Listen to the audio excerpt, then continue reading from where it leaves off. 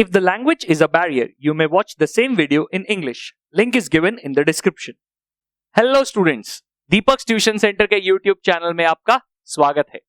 इस वीडियो में हम चैप्टर के की concepts, standard symbols, basic terminologies और स्टैंडर्ड फॉर्मूले पे डिस्कशन करेंगे और साथ ही साथ कुछ रिप्रेजेंटेटिव एग्जांपल्स भी सॉल्व करेंगे। सबसे इंपॉर्टेंट चीज जो इस वीडियो में मैंने डिस्कस की है वो क्रिटिकल एरियाज जहां पे ज्यादातर स्टूडेंट्स मिस्टेक्स कमिट करते हैं। तो आप उन मिस्टेक्स पे गौर करें और ध्यान रखें कि वो मिस्टेक्स आपसे ना हो। अरिथमेटिक प्रोग्रेशन, बेसिकली अगर एक सीक्वेंस ऑफ नंबर्स गिवन है हम लोगों को और वो हर अगला नंबर पिछले नंबर में कुछ ऐड करने से आता है तो हम लोग उसको अरिथमेटिक प्रोग्रेशन बोलते हैं। ठीक है, तो जैसे अगर देखो 1 से 4 हुआ, 4 से 7 हुआ, 7 से 10 हुआ, तो तुम देख सकते हो हर अगला नंबर +3 करके आ रहा है। अगर +3 करेंगे तो हर बार एक नया नंबर आएगा और ये चलता रहेगा, तो इसी को हम लोग अरिथमेटिक प्रोग्रेशन बोलते हैं। सपोज अगर मेरे को पता नहीं है कि एक पर्टिकुलर सीक्वेंस अरिथमेटिक प्रोग्रेशन में है या नहीं और मेरे को ये फाइंड आउट करना है, चेक करना है कि ये पर्टिकुलर सीक्वेंस अरिथमेटिक प्रोग्रेशन में है क्या, तो हम लोग क्या करेंगे, हम लोग उसका जो फर्स्ट 3 टर्म्स है उस पर फोकस करेंगे। हम लोग second term minus first term करेंगे, जैसे यहाँ पे 4 - 1 तो मेरे को 3 मिल जाएगा, और हम लोग 7 - 4 that is third term minus second term करेंगे तो हम लोगों को मिल जाएगा 3। तो मेरे को पता चल गया कि दोनों टर्म्स का जो कॉमन डिफरेंस है, जो डिफरेंस है वो बेसिकली सेम है, 3 3 3 ऐड होके आ रहा है। वैसे ही 10 - 7 तो हर अगला टर्म को उसके पिछला टर्म से माइनस करेंगे तो हम लोग को पता चल जाएगा उसका डिफरेंस क्या है, और ऐसे मल्टीपल ऑप्शंस करेंगे तो सब में जब करेंगे तो हम लोग को पता चल जाएगा कि ये सीएपी में है कि नहीं है। तो इसी के लिए लिखते हैं A2 मतलब सेकेंड टर्म माइनस A1 मतलब first term equals to A3 मतलब third term minus second term. So अगर second term minus first term मतलब gap between the second and the first is equal to the gap between the third and the second, तब हम लोग बोलेंगे कि वो AP में है। वंस एस्टैब्लिश कि एपी में है या फिर क्वेश्चन में मेंशन किया हुआ हो कि एपी में है, तो हम लोग को कुछ सर्टेन टर्मिनोलॉजीज के बारे में जानकारी होनी चाहिए। Generally A is the first term of the AP. It is not a compulsion. You can take anything as the first term. पर generally A लिया जाता है. So A is the first term of the AP. D is the common difference of the AP. ये जो gap निकाला हमने, ये common difference, तो ये D है हम लोगों का।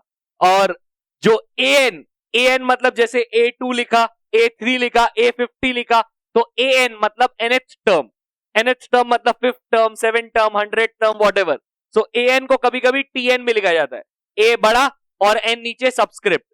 सो AN या फिर TN is the nth term of the AP, और SN मतलब the sum of first n terms of the AP। तो अगर शुरू से स्टार्ट करें तो first term plus second term plus third term plus fourth term ऐसे करते करते nth टर्म तक पहुंचेंगे तो उसको हम लोग SN बोलते हैं। फॉर्मूले, ऑब्वियसली सारा इंपॉर्टेंस तो फॉर्मूले का ही है। यहाँ पे मात्र 3 फॉर्मूले, जिसमें से भी एक है D मतलब common difference.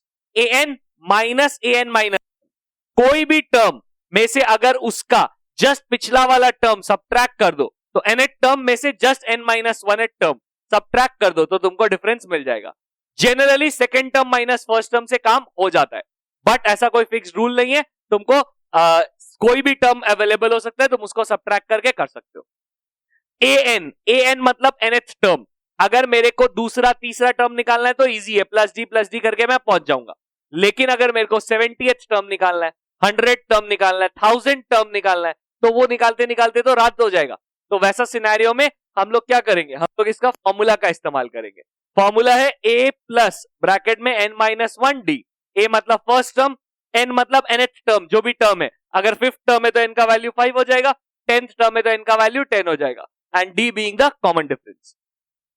SN is basically sum of n terms. So sum of n terms का फॉर्मूला है n/2 ब्रैकेट में 2a प्लस ब्रैकेट में n-1D। अगर तुम ध्यान दो तो इसमें 3 वेरिएबल्स मिसिंग है, A and D। अगर इसको ब्रेक कर दिया जाए, 2a को स्प्लिट कर दे a प्लस a में, तो ये हो जाएगा a प्लस n-1D, जिसमें से a प्लस n-1D क्या होता है, an। तो मैं लिख सकता हूं a plus an that is a/2 bracket में a plus an meaning the nth term. अगर मैं अज्यूम कर रहा हूं ये सम टिल लास्ट टर्म है, तो ये लास्ट टर्म हो गया, जो n यहां होगा वही n यहां होगा, तो कोई प्रॉब्लम नहीं है। पर ये फॉर्मूला कोई बहुत ज्यादा बेनिफिशियल नहीं है, दिखने में जरूर छोटा हो जाता है लेकिन कुछ बहुत ज्यादा तोप चीज नहीं है। क्यों? क्योंकि अभी भी इसमें 3 चीज मिसिंग है, a, n और an। तो अल्टीमेटली वेरिएबल्स तो 4 ही है पूरे इक्वेशन में, 4 में से 3 तुमको देगा या फिर कुछ कैलकुलेट कर सकते हो और उससे सॉल्व करना पड़ेगा। Which term of the AP 3, 10, 17 ... will be 84 more than its 13th term? Even though A और D हमारा स्टैंडर्ड सिंबल्स है, but it is always better to write let A be the first term and D be the common difference of the given AP। हमेशा लिख देना, क्योंकि कोई कोई सम ही ऐसा होता है जिसमें A ऑलरेडी गिवन है क्वेश्चन में, तो वैसा सिनेरियो में तुम फंस जाओगे, फिर तो तुमको कुछ और टर्म लेना पड़ेगा फर्स्ट टर्म, तो वहां पे तुम फिर लिखोगे। तो इसलिए बेटर है हर जगह जहां भी AP का सम हो तुम लिख दो let A be the first term and D be the common difference of the given AP।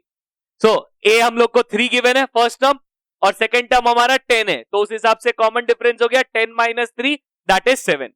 Question में गिवन है which term is 84 more than it's 13th term. तो विच टर्म मतलब an जो मिसिंग टर्म है, is मतलब is equal to 84 मोर मतलब थोड़ा gap देके plus 84 then it's 13th term मतलब A13। So therefore an equals to A13 plus 84। Equation अगर अच्छे से बन गया, आपको क्या है खाली फॉर्मूला डालना है, an का फॉर्मूला होता है a plus n minus 1d, वैसे ही A13 का फॉर्मूला होता है a प्लस 13 माइनस 1d और प्लस 84 कॉपी पेस्ट। सो यहां पे तुम देखोगे ये a और ये a कट जाएगा क्योंकि उस तरफ जाएगा सब्ट्रैक्ट हो जाएगा। सो n माइनस 1d का वैल्यू क्या है 7 इज इक्वल्स टू 13 माइनस 1 क्या 12 इंटू d का वैल्यू 7। सो 12 7 जा 84 और 84 प्लस 84 गिव्स यू 168। तो यहाँ पे 168 और यहाँ पे जो इंटू 7 था उसको नीचे भेज दिया तो हो गया 168 बाई 7 और यहाँ पे जो -1 था उसको उधर भेज दिया तो +1 हो गया। 168 बाई 7 होता है 24, 24 प्लस 1 25। सो हम लोग का 25th टर्म है। सो तो 25th term of the given AP will be 84 more than it's 13th term. वो क्रिटिकल जगह जहां पे तुम बहुत सारा मार्क्स लूज कर सकते हो इस चैप्टर में, वो सब है सबसे पहला A और D को अगर तुम लेट नहीं लोगे तो। वैसे तो ये कोई कंपल्शन नहीं है, but it is always better to be safe than sorry. तो बाद में हो सकता है टीचर क्वेश्चन में मार्क्स काट ले, तो उससे बेटर ये हैबिट डाल लो कि A और D को हमेशा लेट लेना पड़ेगा, कि let A be the first term and D be the common difference of the given AP। फिर फॉर्मूला अगर ढंग से नहीं प्लेस किया, जैसे कि A13 में A प्लस 13 माइनस 1D, खाली फालतू का फटाफट तुम वैल्यूज पुट करना शुरू कर दिए, या काफी स्टूडेंट्स डायरेक्टली 13 माइनस 1 को 12 कर देते हैं। मैं हमेशा बोलता हूं फॉर्मूला का सब्स्टिट्यूशन डिस्प्ले करो, क्योंकि यहां पर 13 है तो यहां 13 हो गया, n लिखने का जरूरत नहीं है, पर A और D लिखो। एक स्टेप ज्यादा लिख लेने से तुमको कोई दिक्कत नहीं होने वाला है, पर कम लिखने से हो सकता है। और जो मैं हमेशा बोलता हूं विच इंप्लाइज का ध्यान रखो, विच इंप्लाइज मिस करोगे पक्का पक्का से नंबर कटेगा, ठीक है ना। तो विच इंप्लाइज मिस नहीं होना चाहिए। और ये जो लास्ट स्टेटमेंट है ये तो क्वेश्चन को देख के छापना है, अगर वो भी नहीं कर पाए तो फिर कैसे चलेगा। nth टर्म फ्रॉम लास्ट, अगर तुमको पीछे से कोई टर्म निकालना है, suppose 5th term 7th term 9th term from last, पीछे से, तो उसका फॉर्मूला टाइप है, फॉर्मूला है L minus n minus 1D। L मतलब लास्ट टर्म, तो लास्ट टर्म माइनस जो भी तुमको बोला है यहां पे n, वो n माइनस 1, D मतलब कॉमन डिफरेंस। ये बहुत ही रेयरली और बहुत ही स्पेसिफिकली यूज्ड है। जब तक क्वेश्चन में नहीं बोलता पीछे से 5वां टर्म बताओ, पीछे से 7th टर्म बताओ, तब तक इसका कोई खास यूजेज नहीं है। ये भी काफी काम का है, क्वेश्चन में दे देता है अगर तुमको 3 नंबर्स 4 नंबर्स या 5 नंबर्स AP में गिवन है तो उनको लेट लेने का एक सर्टेन टेक्निक बताया है। ऑब्वियसली ये कंपल्शन नहीं है, ये कोई स्पेसिफिक फॉर्मूला नहीं है, ये सब आसान करने के लिए, तुम्हारा हेल्प करने के लिए किया गया है। जानबूझ के देखो हर को इस तरह से अरेंज किया गया है कि अगर तुम सबको ऐड करोगे तो D कैंसिल आउट हो जाएगा।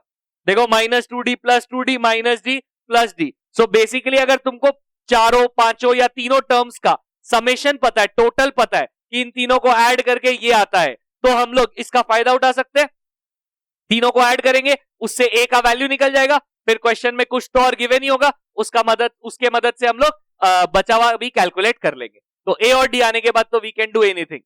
सो बेसिकली अगर 3 टर्म्स एपी में गिवन है तो हम लोग क्या करेंगे, let the 3 terms be a minus d, a plus D.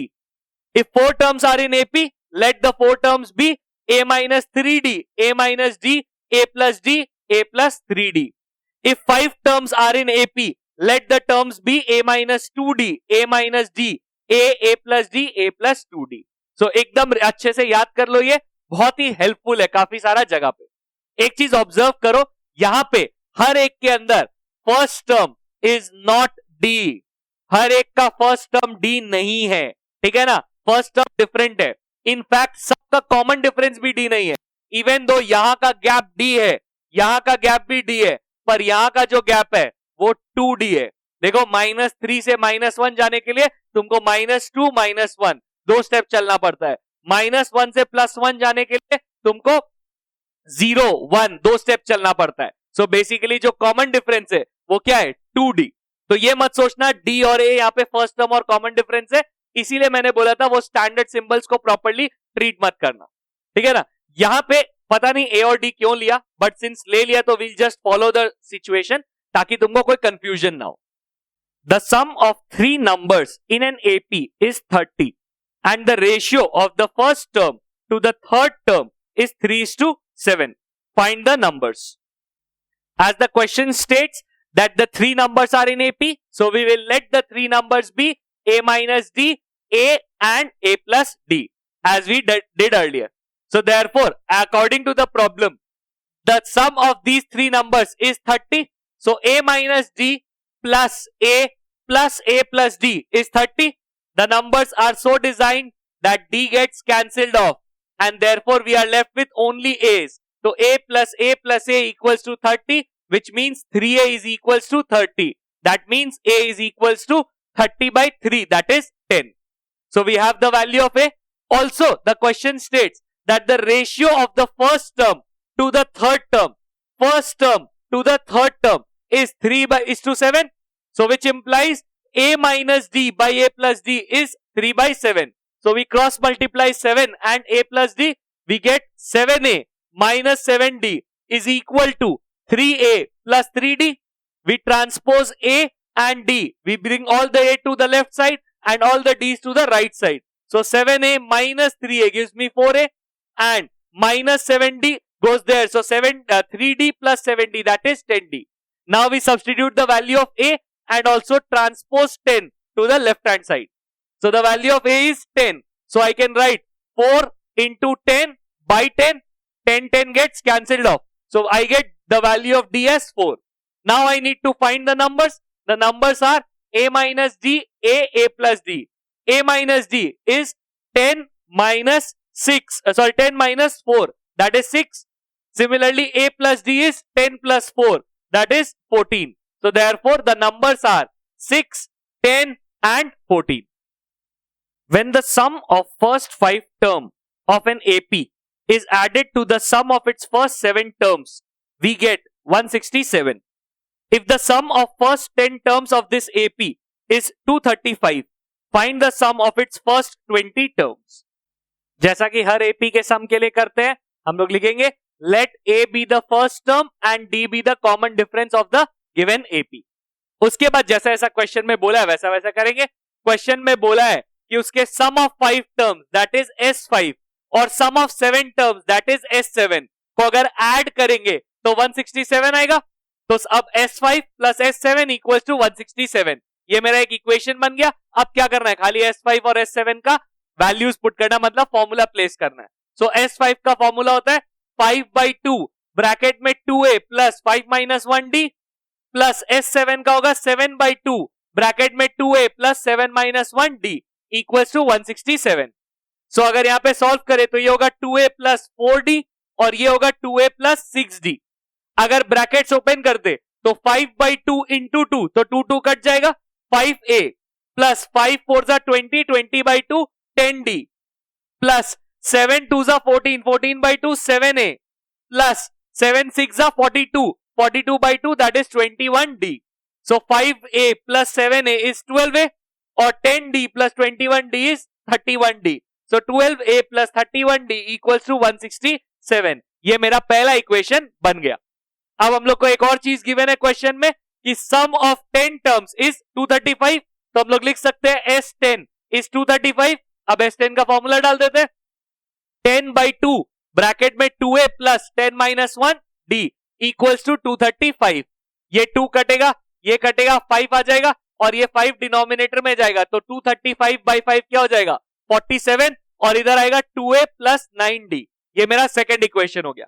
अब तुम चाहो तो एलिमिनेशन यूज करो, चाहो तो सब्स्टिट्यूशन यूज करो और चाहो तो क्रॉस मल्टीप्लीकेशन यूज करो, बट इनको साइमल्टेनियसली सॉल्व करना है. तो मेरे को एलिमिनेशन बेस्ट लगा. इधर 12A है, अगर 2A को हम लोग 6 से मल्टीप्लाई कर देंगे तो 12A आ जाएगा.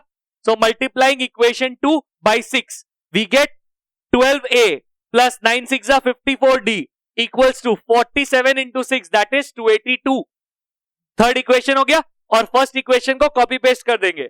12A plus 31D equals to 167. अब दोनों को सब्ट्रैक्ट करेंगे तो 3 माइनस 1 तो 12A कट जाएगा.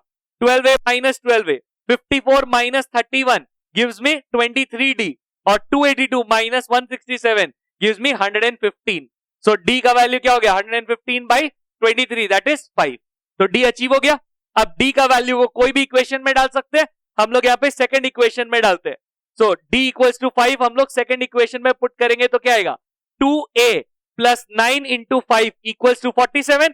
तो 2A प्लस 9 5 45 इक्वल्स टू 47. 45 उस तरफ चला जाएगा तो 47 माइनस 45 क्या हो गया 2 और तो A का वैल्यू क्या हो गया 2/2 दैट इज 1. तो A का वैल्यू भी आ गया, D का वैल्यू भी आ गया. बहुत सारे बच्चे यहाँ पे ये मिस्टेक करते हैं कि बस हो गया सम. नहीं, क्वेश्चन में चेक करो क्या पूछा है. क्वेश्चन में बोला है find the sum of first 20 terms. तो फर्स्ट 20 टर्म्स मतलब S20. तो उसका फॉर्मूला लगाओ 20/2 ब्रैकेट में 2A प्लस 20 माइनस 1D. सो इधर आएगा 20/2 कट जाएगा और यहां पे बचेगा 10 और 2A का वैल्यू क्या है 1. तो 2 into 1 that is 2 plus 19 into 5. So 19 5 95. 95 plus 2 97. 97 into 10 970. So therefore the sum of first 20 terms of the AP is 970. अगर आपको ये वीडियो पसंद आया है तो प्लीज वीडियो को लाइक करें और इसे अपने दोस्तों के साथ शेयर करें ताकि ये ज्यादा से ज्यादा लोगों तक पहुंच सके. अगर आपको अभी भी चैप्टर में कुछ डाउट है, कुछ कंफ्यूजन है या कुछ सम सॉल्व नहीं हो रहे तो प्लीज उन्हें नीचे कमेंट करें ताकि मैं उन्हें सॉल्व करने में आपकी हेल्प कर सकूं. आप मुझे सपोर्ट कर सकते हैं. इस आइकॉन पे क्लिक करके चैनल को सब्सक्राइब करें और बेल आइकॉन प्रेस करना ना भूलें ताकि आपको हमारी हर अपडेट मिलती रहे.